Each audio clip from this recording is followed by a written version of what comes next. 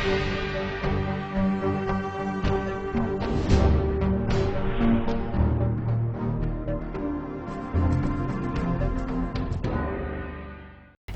Vindhya times में आपका स्वागत है और आपके साथ मैं श्रेया हाजिर हैं आज की बुलेटिन की खबरों के साथ। पहली खबर पर नजर डालते हैं।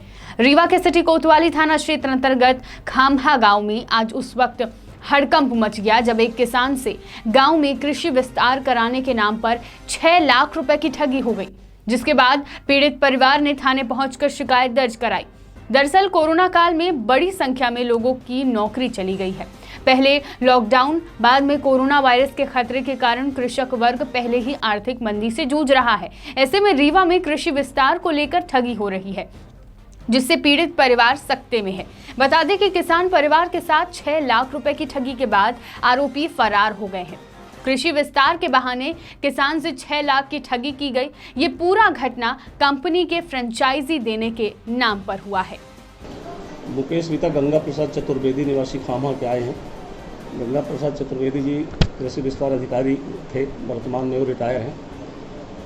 उनका कहना है कि उनके पास लखनऊ से कुछ लोग आए थे और उन्हें बताया कि जिला कृषि बाजार योजना है, जिसमें आपकी जो दुकानें हैं उसमें से हम दुकान बनाएंगे, एक का गोदाम भी बनाएंगे और उसके शुरुआत करने के लिए आपको 15,000 रुपये लगेंगे। उनके द्वारा 15,000 रुपये दे दिए गए। इसके बाद धीरे धीरे वो इनको और अपने जाल में लेते चले गए और माल भेजने के नाम पर कुछ राशि बैंक के माध्यम से, कुछ चेक के माध्यम से, इस तरह से 6,10,000 रुपये कुल मिलाकर उन्होंने ले लिए। और जैसे ही इनका पैसा उनके पास पहुंच गया, उनके फ़ोन आना बंद हो गए। उनकी जो वेबसाइट उनने बना रखी थी, जिसको देख करके इनके द्वारा ये सब कुछ किया गया, वेबसाइट भी बंद हो गई है। इनकी रिपोर्ट पर प्रकरण पंजीबद्ध किया जा रहा है, आगे विवेचना की जाएगी। डीजल की अंतर्राज्यीय स्तर पर कालाबाजारी किए जाने का मामला कई बार सामने आ चुका है। इस बार तो एक टैंकर के माध्यम से डीजल की कालाबाजारी करते हुए रीवा की यातायात पुलिस ने एक वाहन को रंगे हाथों पकड़ा है। पकड़े गए टैंकर में तकरीबन 1,000 लीटर से ऊपर डीजल भरा हुआ है। बता दें कि इस कालाबाजारी का खुलासा उस वक्त हुआ जब अमहिया थाना क्षेत्र में यातायात पुलिस वाहन चेकिंग अभियान चलाकर मोटर वाहन का चेकिंग कर रही थी। उस दौरान चेकिंग में लगी पुलिस के द्वारा एक बोलेरो कैंपर की चेकिंग की जा रही थी, जिसमें भारी मात्रा में डीजल भरा हुआ था। यातायात पुलिस ने मामले की गंभीरता को देखते हुए एसपी रीवा को कार्यवाही से अवगत कराया, जिसके बाद टैंकर को जब्त कर लिया गया। इस दौरान वाहन चालक गाड़ी छोड़कर फरार हो गया है। गाड़ी में तलाशी के दौरान मिले दस्तावेज व टोल पर्ची से यह तो स्पष्ट हो गया है कि डीजल उत्तर प्रदेश से लाया गया था। इस पर पुलिस कप्तान ने कहा कि उत्तर प्रदेश में तेल के भाव में 8 से 9 रुपए का फर्क है, जिसके कारण तेल की कालाबाजारी की जा रही है। मामले की गंभीरता से जाँच की जाएगी। डीजल टैंकर जो है छोटा टैंकर है, जिसके जरिए दूध की सप्लाई अमूमन की जाती है और उसका आकार प्रकार भी इसी प्रकार का है, परंतु पाया गया कि उसमें डीजल भरा हुआ है। वो डीजल यूपी से लाया गया है। उसमें तमाम ऐसी टोल पर्चियाँ मिली हैं जो यूपी से आना हुआ प्रतीत हो रहा कि यूपी से पूरा टोल भरा का है। सभी जगह उन्होंने बैरियर पे बाकायदे, हर टोल बैरियर पे उन्होंने पैसे दिए हैं, बाकायदे लेकर आए हैं, लेकिन उसके अंदर काफ़ी भारी मात्रा में जो है पूरा टैंकर भरा हुआ है। और इस हिसाब से देखा जाए तो यूपी और एमपी के डीजल के मूल्य का अंतर देखा जाए तो लगभग 9 रुपये का अंतर बैठता है।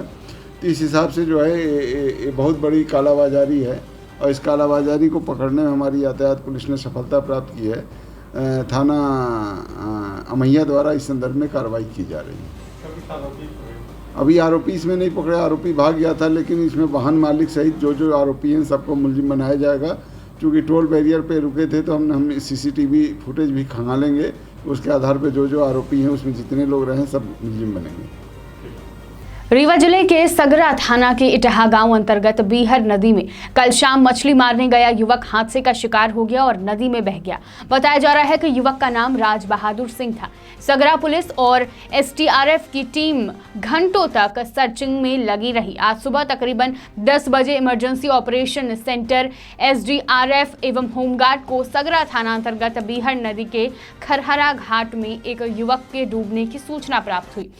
एसडीआरएफ प्रभारी प्लाटून कमांडर विकास कुमार पांडे ने होमगार्ड एवं इमरजेंसी ऑपरेशन सेंटर एसडीआरएफ के 10 जवानों के साथ घटनास्थल पहुंचकर सर्च एंड रेस्क्यू ऑपरेशन शुरू किया। बता दें कि नदी में बहाव तेज होने की वजह से लगभग 2:30 बजे घटनास्थल से 4 किलोमीटर आगे शव की बरामदी की गई है। युवक की पहचान राज बहादुर सिंह, उम्र 35 वर्ष, पिता यदुनाथ सिंह, ग्राम इटाहा, थाना सगरा के तौर पर की गई। आपदा प्रबंधन की टीम के द्वारा अग्रिम कार्यवाही के लिए शव को सगरा थाना पुलिस को सुपुर्द कर दिया गया है। यातायात थाना की पुलिस समय समय पर वाहन चेकिंग का अभियान चलाकर चालानी कार्यवाही करती है और यातायात के नियमों का पालन करने हेतु लोगों को जागरूक करने का प्रयास करती है। लेकिन ऐसे तमाम लोग जो सुरक्षा को ध्यान में रखते हुए कभी हेलमेट का उपयोग नहीं करते और न ही कोरोना वायरस से बचने के लिए मास्क लगाते हैं, पुलिस के द्वारा उन तमाम लोगों को समझाइश दी जाती है और साथ में पुलिस के द्वारा चालानी कार्यवाही भी की जा रही है। शहर में आज फिर यातायात पुलिस के द्वारा मार्तंड स्कूल के सामने चालानी कार्यवाही की गई और दर्जन भर से ज्यादा गाड़ियों के चालान भी काटे गए। वहीं कुछ ऐसे भी लोग थे जो बड़े अधिकारियों के नाम पर उनका दबाव बनाने की कोशिश भी कर रहे थे। यातायात एसआई अखिलेश्वर कुशवाहा ने बताया कि रीवा में बिना मास्क हेलमेट के गाड़ियों की चालानी कार्यवाही करने के लिए तेज रफ्तार से कोरोना काल के चलते अभियान चलाए जा रहे हैं, जिससे आप और आपका परिवार सुरक्षित रह सके। लगभग यहाँ तो 50% रेशियो है जो बिना हेलमेट के लोग चल रहे हैं, तो उनका चालान हो रहा है। जागरूकता भी फैलाई जा रही है कि आप हेलमेट लगाएं आपकी सुरक्षा के लिए। लेकिन लोगों से तरह के बहाने बनाते हैं कि हॉस्पिटल जा रहे हैं, मेरे पिताजी यहाँ हैं, मैं कलेक्ट्रेट जा रहा हूँ, ऐसा है वैसा है, फिर भी उनका चालान काट के उनको समझाइश दी जा रही है लगातार। कुछ लोग धौंस भी देते हैं कलेक्टर, आईजी, एसपी का भी। जी हाँ, ऐसी धौंसे देते हैं, लेकिन उनका हम वीडियो बना के प्रॉपर संबंधित अधिकारी को भी भेज देते हैं, तो अधिकारी द्वारा निर्देशित किया जाता है कि आप तो प्रॉपर चालान करें। अभी तक टोटल कितने चालान हैं? अभी तक 30 चालान हो चुके हैं, हेलमेट और बिना नंबर और काली फिल्मों के। शासन द्वारा दी जा रही राशि को अलग अलग तरीके से गुमराह कर राशि हड़पने का काम किया जा रहा है। मामला जनपद पंचायत जवा क्षेत्र अंतर्गत ग्राम पंचायत बरहुला का है। बरहुला में रजोल कुमार नामक व्यक्ति के द्वारा सरपंच सचिव की साठगांठ से फर्जी दस्तावेज तैयार किया गया और पिछले 4 सालों से इंदिरा गांधी वृद्धा पेंशन का लाभ उठाया जा रहा है। मामला संज्ञान में तब आया जब समग्र सामाजिक सुरक्षा विस्तार अधिकारी अरविंद तिवारी ने भौतिक परीक्षण में उक्त व्यक्ति की उम्र 27 वर्ष पाई। मामले की जानकारी लगते ही अधिकारी द्वारा तुरंत ही इस पर एक्शन लिया गया। उक्त व्यक्ति द्वारा डबल आईडी बनाकर 60 वर्ष से अधिक उम्र दर्शाकर वृद्धा पेंशन का लाभ लिया जा रहा था। कार्यवाही के तौर पर समग्र सामाजिक सुरक्षा विस्तार अधिकारी द्वारा पंचायत के सरपंच एवं सचिव के विरुद्ध कार्यवाही के लिए वरिष्ठ कार्यालय में पत्र लिखकर मामले से अवगत कराया गया व संबंधितों को शासन की राशि शासन खाते में जमा करने के निर्देश दिए गए। देखिए, कई बार बताया जा चुका है कि जो पेंशन की राशि आती है वह वृद्ध, कल्याणी और दिव्यांग महिलाओं के लिए है, लेकिन छोटी सी राशि पेंशन राशि के लालच में कई लोग शासन की राशि को हड़पना चाहते हैं। यही मामला पेंशन के सत्यापन में पाया गया है। बरहुला जनपद पंचायत देवथर का मैटर है। जनपद पंचायत जवा, बरहुला ग्राम पंचायत और जनपद पंचायत जवा में एक हितग्राही स्वयं को 60 वर्ष का दर्शाकर समग्र आईडी में फर्जी दस्तावेज बनाकर 2016 से लगातार पेंशन पा रहा था। मौके पे जबकि वह 27 वर्ष का है। लगातार 4 वर्षों की जो पेंशन राशि है उससे हमने वसूली के लिए पत्र लिखा है और सरपंच सचिव से आगाह किया है कि पूरी राशि जमा कर शासन खाते में जमा करेंगे। मेरा सभी से आग्रह है कि जो शासन की राशि है वो केवल पात्र व्यक्ति को ही प्रदान करें। अगर जो भी अपात्र व्यक्तियों को देने का प्रयास करेंगे उनके विरुद्ध कठोर कार्रवाई की जाएगी। औषधि पौधों का क्या महत्व है, ये हम सब ने कोरोना काल में बखूबी जाना है। कोरोना काल में कई ऐसी औषधियां हैं जिनका उपयोग कर काढ़ा व चूर्ण बनाया गया और इस संक्रमण से बचने में कारगर साबित हुआ। आज आरोग्य भारती संस्थान द्वारा औषधि पौधों का वृक्षारोपण किया गया। इस कार्यक्रम में रीवा एसपी राकेश सिंह भी उपस्थित रहे व पौधों का वृक्षारोपण किया गया। साथ ही एसपी द्वारा यह अपील भी की गई कि जिस किसी के भी घर में जगह है वह औषधि पौधों को जरूर लगाएं। इससे अवश्य ही उनको और उनके परिवार को लाभ मिलेगा। जनपद पंचायत जवा में सूचना के अधिकार अधिनियम की धज्जियां उड़ाई जा रही हैं। 3 महीने से आवेदक मांगी गई जानकारी पाने के लिए भटक रहा है, परंतु जवा जनपद द्वारा जानकारी देने के बजाय लगातार गुमराह किया जा रहा है। सूचना के अधिकार अधिनियम में यह व्यवस्था दी गई है कि जानकारी आवेदक को अधिकतम 30 दिनों के अंदर उपलब्ध कराना अनिवार्य है। समय सीमा की शर्त का उल्लंघन करने पर संबंधित सूचना प्रदाता अधिकारी को आर्थिक दंड से दंडित किया जाएगा, जो आवेदक को दिया जाएगा। जनपद जवा अधिनियम में ऐसे प्रावधान होने के बाद भी जवा जनपद में अधिनियम की धज्जियां उड़ाई जा रही है। सूचना अधिकार अधिनियम की समय सीमा 30 दिन तो क्या 3 महीने बीत गए, परंतु खबर लिखे जाने तक आवेदक को जानकारी नहीं दी गई है। अब आवेदक और लोगों के मन में सवाल उठने लगा है कि जवा जनपद के अधिकारियों की ऐसी क्या मजबूरी है कि सूचना के अधिकार के तहत भी जानकारी नहीं दी जा रही है। कहीं यह डर तो नहीं सता रहा है कि गलत तरीके से किए गए रजिस्ट्रेशन और अनियमित तरीके से कराए गए कागजी सामूहिक विवाह की पोल तो खुल जाएगी। मुख्यमंत्री शिवराज सिंह चौहान की गरीब कन्याओं के विवाह हेतु चलाई गई मुख्यमंत्री कन्यादान योजना अंतर्गत आयोजित हुए सामूहिक विवाह आयोजन में किए गए भ्रष्टाचार का पर्दाफाश तो नहीं हो जाएगा। जनपद द्वारा आवेदक को वैवाहिक जोड़ों की सूची उपलब्ध न कराने से अब मामला भ्रष्टाचार से जुड़ता जा रहा है, प्रतीत हो रहा है। 26 जून 2020 को आवेदक रमेश द्विवेदी ग्राम खपटिया द्वारा सूचना का अधिकार के तहत वर्ष 2019-20 में हुए सामूहिक विवाह की सूची जनपद जवा से मांगी गई थी, लेकिन 3 महीने बीत जाने के बाद भी आज तक सूची नहीं दी गई है। जनपद के आला अधिकारी सूची मांगने पर जिला पंचायत रीवा में रखे होने का हवाला देकर अपनी जिम्मेदारी से पीछे हट रहे हैं और जनपद जवा से सूचना का अधिकार के तहत सामूहिक विवाह की सूची आवेदक को न उपलब्ध कराना साफ भ्रष्टाचार की ओर इंगित करता है। आवेदक रमेश द्विवेदी द्वारा बताया गया कि हम जनपद में इस मामले को लेकर सीईओ शैलेश पांडे से मिले तो उन्होंने आश्वासन दिया है कि आपकी समस्या का निदान किया जाएगा और अगर नहीं हुआ तो इस मामले को लेकर जिला कलेक्टर रीवा से बात की जाएगी। आपका नाम? रमेश कुमार द्विवेदी। जवा जनपद पंचायत में आपने वैवाहिक समूह में आरटीआई लगाई थी, उसमें आपको जवा जनपद सीओ द्वारा क्या बोला गया? मैं आरटीआई लगाया, आरटीआई लगाने के बाद सीओ साहब से मिले। तब यहाँ पर सीओ साहब खरे साहब से मैं मिला और मैंने बताया कि सर ये विवाह जो 238 जनसंख्या की विवाह यहाँ पर पूर्व सीओ संदीप शुक्ला द्वारा संचालित कराया गया था और करवाया गया था विवाह। इसके संदर्भ में हमें ऐसा लगा कि पूर्णतः ये फर्जी है। मैं मौके में उपस्थित था, उसमें 14 कुल वर और कन्या आए थे। कुल 14 वर कन्या संख्या में हम लोग गिने, जब वर कन्या दोनों सामने बैठे थे तो उनको हमने देखा तो 14 थी, पंडित सहित 16 थी। 2 पंडित आए थे, बाहर त्योथर तरफ के थे।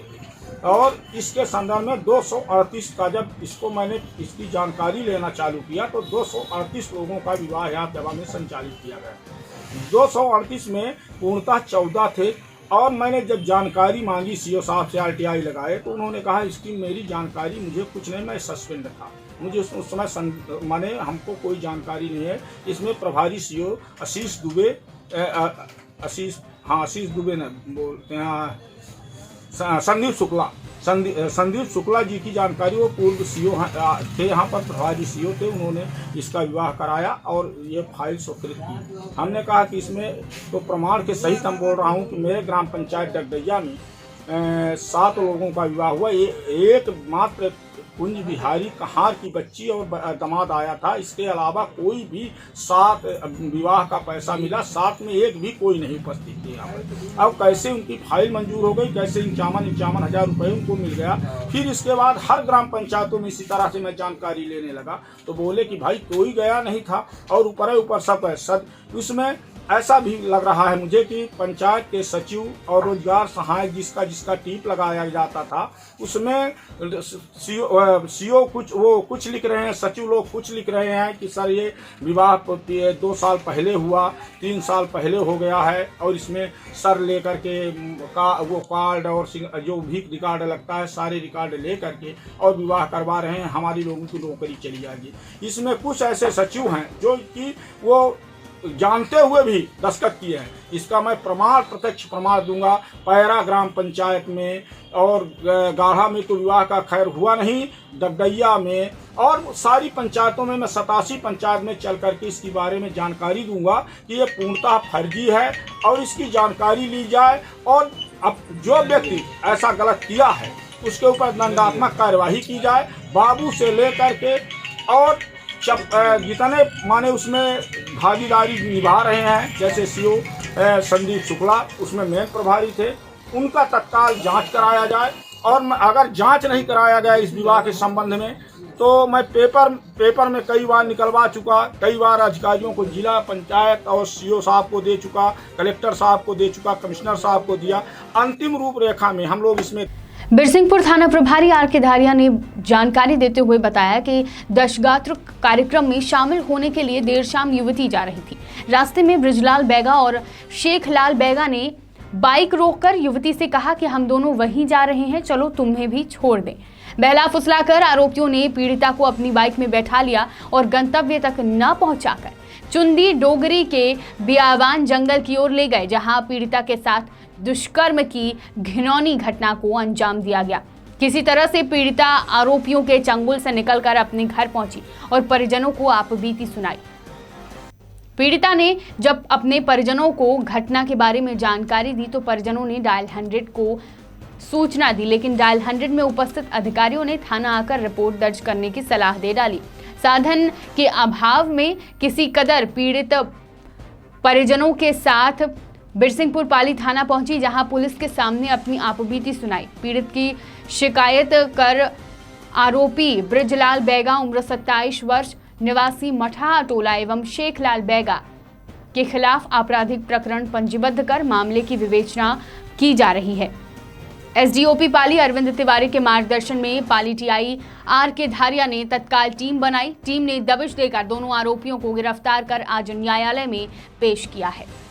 उमरिया से मनु उपाध्याय की रिपोर्ट। मेरा यही घटना हुआ सर।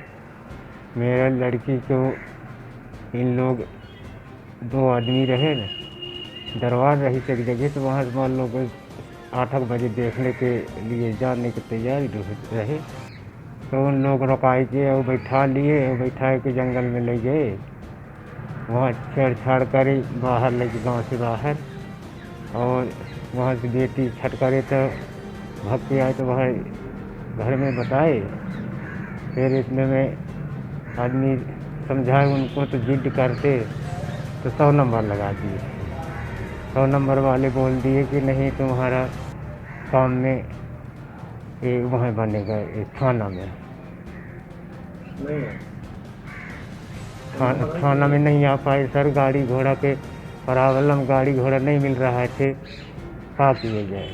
100 नंबर फोन की तो क्या हुआ? 100 नंबर में क्या 100 नंबर में यह बताए थे, नहीं गए थे 100 नंबर वहाँ गाँव में, वहाँ से बताए थे कि नहीं तुम जाके चौकी फाइल दर्ज करवाओ। थाना पाली में दिनांक 6 तारीख को एक नाबालिग लड़की ग्राम मराह की रहने वाली थी और अपने परिजनों के साथ में थाने में उपस्थित होकर रिपोर्ट दर्ज कराई थी। फिर वो गांव में एक दशगात्र कार्यक्रम में जा रही थी, तो गांव के 2 लड़के मोटरसाइकिल पे उसको बैठा ले गए थे कार्यक्रम में ले जाने के लिए, और कार्यक्रम में ना ले जाके जंगल तरफ ले गए और उसके साथ दुष्कर्म जैसी घटना कारित की गई। रिपोर्ट पे थाने में अपराध पंजीबद्ध करके मामले को विवेचना में लिया गया है। उसमें 2 आरोपियों के नाम बताए थे, उसमें ब्रजलाल बैगा और शेर सिंह बैगा, दोनों को गिरफ्तार कर लिया गया है और अभी मामला जांच में है।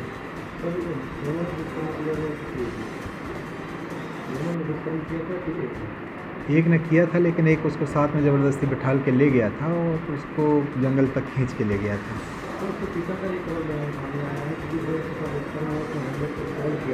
लेकिन हैंडल वहाँ पे नहीं पहुँची और जिसकी पंचायत की ड्यूटी उसको कहा कि हम नहीं आ सकते, आप थाने आइए। उसके बयान की अभी मुझे जानकारी नहीं है, मेरे सामने बयान देगा तो उस पर भी जांच करेंगे। रिटायरमेंट की उम्र में चित्रकारी सीखने वाली उमरिया जिले की निरक्षर आदिवासी बुजुर्ग महिला पद्मश्री सम्मान की दौड़ में शामिल हो गई हैं। कला जगत के शिखर पर परचम लहराने के बाद जिला प्रशासन ने सरकार के पास ये प्रस्ताव भेजा तो लोगों का जागा भरोसा, जोधैया अम्मा को यह सम्मान मिलेगा। 60 साल की उम्र तक जिसके हाथों ने कलम न पकड़ी, उनके चित्रों ने दुनिया के मशहूर चित्रकार लियोनार्डो दा विंची के शहर में धाक जमा दी। जी हां, हम बात कर रहे हैं मध्य प्रदेश के छोटे से जिले उमरिया के लोढ़ा गांव की, उस आदिवासी बैगा महिला जोधैया बाई की, जिन्हें प्यार से लोग जोधैया अम्मा कहकर पुकारते हैं। दरअसल रिटायरमेंट की उम्र में चित्रकारी में कदम रखने वाली इस महिला ने जीवन के आखिरी पड़ाव में बैगा चित्रकारी में ऐसी महारत हासिल कर ली है कि देश के सर्वोच्च नागरिक सम्मान की दौड़ में शामिल हो गई हैं। जिले के अफसर हों चाहे लोक कला से जुड़े लोग, जोधैया अम्मा के चित्रों की चमक से अछूते नहीं हैं। लोग जोधैया अम्मा को जिले का गौरव मानते हैं और उम्मीद करते हैं कि उन्हें पद्मश्री सम्मान जरूर हासिल होगा। उमरिया से मनु उपाध्याय की रिपोर्ट। का विषय है कि जोधैया भाई जो हमारे जिले के लोहा ग्राम की निवासी हैं और जिन्होंने बैगा आर्ट, बैगा पेंटिंग को एक नया आयाम, नई ऊंचाइयां दी हैं। इन्होंने, इनके बारे में कहा जाता है कि उन्होंने 58 वर्ष की उम्र में आशीष स्वामी जी हैं उनसे पेंटिंग सीखना शुरू किया और उन्होंने इसको इतने अच्छे से उन्होंने ये हुनर सीखा कि उनकी एक आर्ट गैलरी भोपाल के ट्राइबल म्यूजियम में है और उनको समय समय पर बैगा आर्ट जो प्रायसी कला थी उसको फिर से जीवित रखने के लिए उनको जिम्मेदार माना जाता है। इसलिए हम सब के लिए गर्व का विषय है कि उनको पद्मश्री के लिए नामांकित किया गया है और उम्मीद है कि उन्हें पद्मश्री प्राप्त होगी। माँ बाप का लाड़ प्यार नहीं पाया हो। मेरे माँ पहले ख़त्म हो गए, तब 6 महीना का रहे तब ख़त्म हो गई मेरी माता। फिर मेरे 3 भाई रहे, 3 भाई में 1 बहन रहे। जब मेरे को पालते पालते जब होशियार हो गए तो यहाँ वहाँ अपना भाई लगा दिए, शादी बिहार। वहाँ गए, ससुराल गए तो 2 लड़के भाई, 40 साल में 2 लड़के भाई। 2 लड़के में ही मेरे आदमी खत्म हो चुका। ये लड़की मेरी 6 महीना अंदर रही पेट में। उतने समय कोई मेरे को बनी मजूरी नहीं कहता रहा कि तुम बनी मजूरी। पैसा की महंगाई रही, उतने समय बहुत महंगाई रही। आज तो कोई नहीं कहता रहा, कहीं 4 रुपया मुश्किल में मिले तो कहीं 2 रुपया मुश्किल में मिले तो ला के अपने बच्चों को पाले। पालते पालते जब होशियार हो गए तब बच्चे तो होशियार हो गए, लड़की अब होशियार हो गई, कुछ शादीशुदा हो गए। रिश्ते में फिर अपने क्या करे। गुरुजी हमें बोले कि नहीं, तुम्हें बहुत तकलीफ है, फेरी पुकारी चला रहे हो तो यहाँ हमरे यहाँ भाई भाई तुम काम करो। वो बोल नहीं गुरुजी मेरे से नहीं बनेगा। कहीं बनेगा, ना लौकी में बनेगा, नहीं चुड़ाई में बनेगा, मिट्टी में करो। मिट्टी में बिगड़ जाएगा तो हम फेंक देंगे, कागज में करो फेंक देंगे फाड़ के, लेकिन तुम काम करो। उतने समय काम करते करते 2-4 आदमी का गुलामे लगे फिर केरे या सहेली हो जा। 2-4 आदमी जुड़ गए, वह काम करते करते अब मेरे को अच्छा लगने लगा। अब कैसा लग रहा? अब मेरे को अच्छा लग रहा है। जैसा इनाम मिलने वाला है पद्मश्री, मेरे को खुशी आ रही है।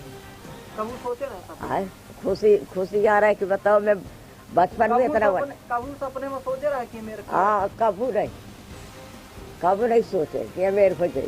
तो कहाँ गया ये सब? वहाँ गए, पहले शुरू में यहीं गए भारत भवन जमा भोपाल में आए, भोपाल फेरे, फिर कहाँ गए, खजुराहो गए, जबलपुर में करे, कटनी में करें, वहाँ से ले के फिर के उज्जैन गए, उज्जैन से मांडो कट गए, मांडो से फिर केरल गए, केरल से लौट के तब फिर यहाँ आके फिर ये तुम्हारे लखनऊ कलमनिया यहाँ में काम कर गया अमरकंटा। तमाम खबरों के लिए देखते रहिए विंध्या टाइम्स। बहुत बहुत धन्यवाद।